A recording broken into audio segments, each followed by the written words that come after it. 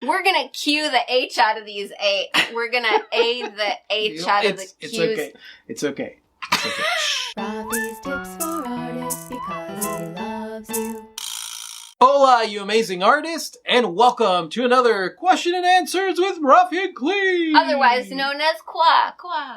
All right, let's get to the question. Fine. Our question comes from Alan, who watches us on YouTube. He's a verified YouTube channel watcher of ours. Yes, Alan York, awesome. Here's what I'm wondering, he says. I understand how more or less you have developed your local market and now your website business. I understand how you and Clee use the local farmers market to build your local reputation and how YouTube and Instagram work well for a marketing strategy to build your name on the internet.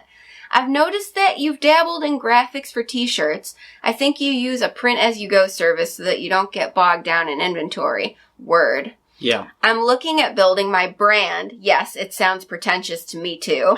Creating graphics for t-shirts and posters in lieu of fine art prints similar to what you produce. I wonder if I created about 20 new designs per year and built an image inventory over time, if that might translate into a healthy secondary income line over the years.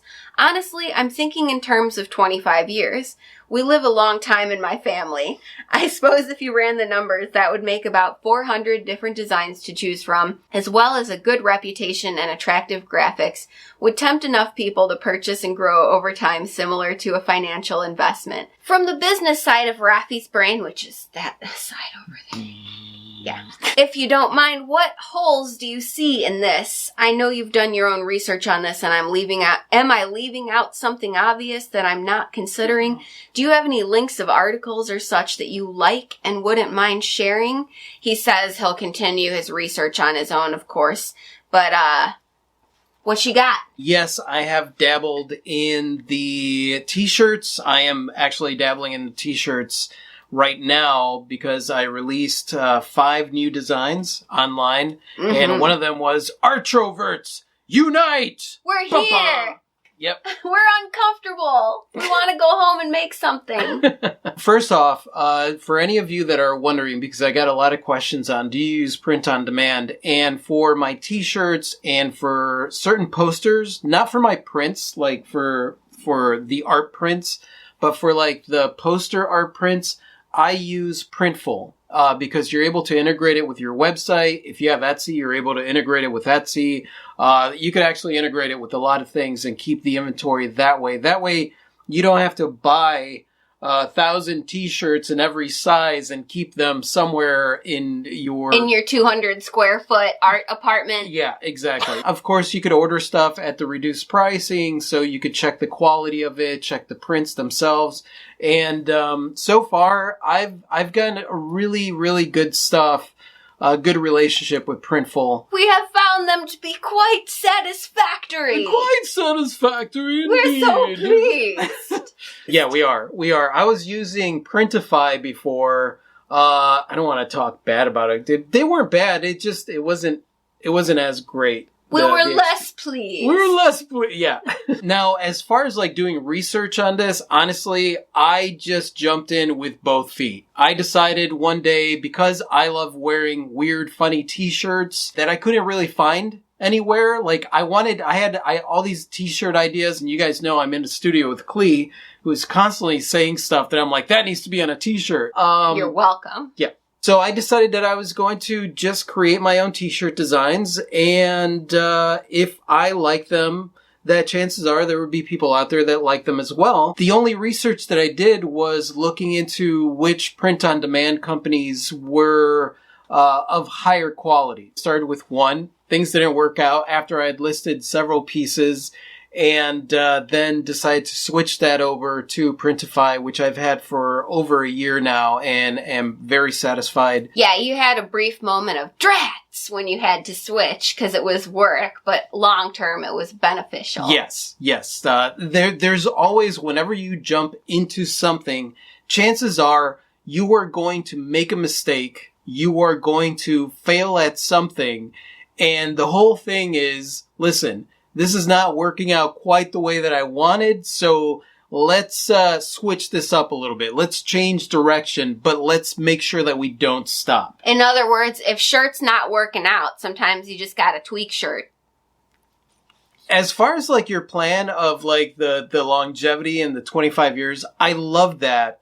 The only part, because of who I am as a human, doing 20 shirts a year, that to me seems a little bit low. I want to make sure that I make this very clear. That is just me.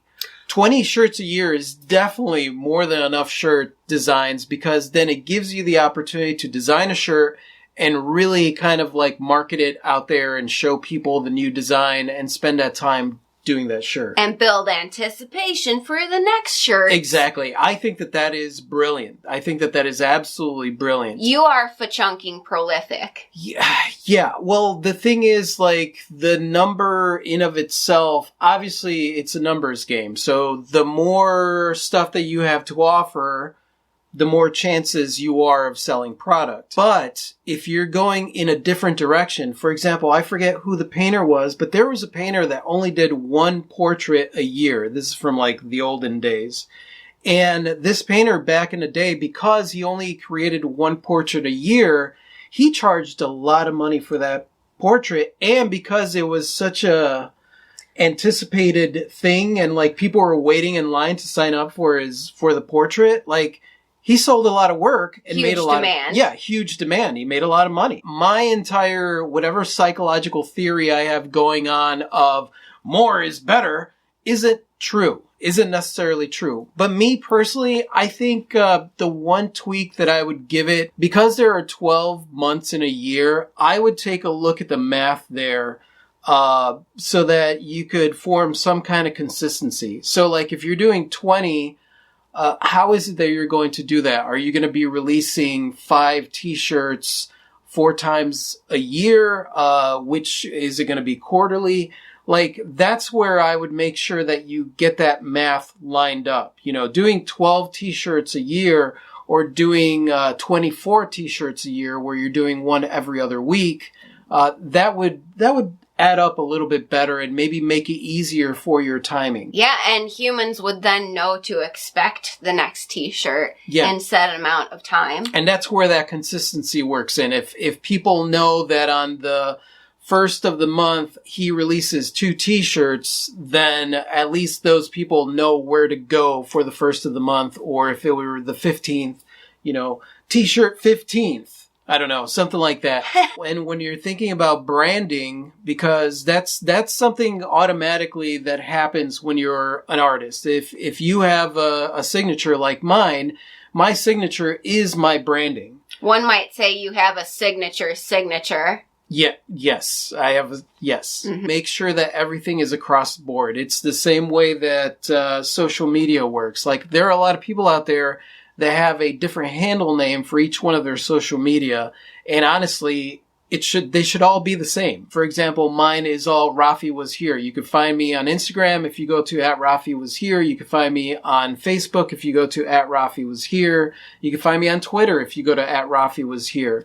So when you're thinking about your branding, think about the overall meaning behind what the t-shirts are going to stand for. What is it that you stand for? And that way, almost have like a mission statement for your fledgling t-shirt company that's going to end up growing. What impact are you going to be leaving on the world with your t-shirts? They could be goofy, funny, fun t-shirts like a lot of the t-shirts designed that I have, but my t-shirts are meant to inspire creativity and happiness.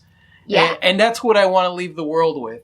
When I pass away, and I don't know how many years, there will be t-shirts at thrift shops that have these funky, funny sayings with my signature on it. Like, I make sure, because I am who I am, that I have my signature on everything that I create. Whether it is a t-shirt, a poster print, or whatever it is, it's got to have my signature, because that is my brand.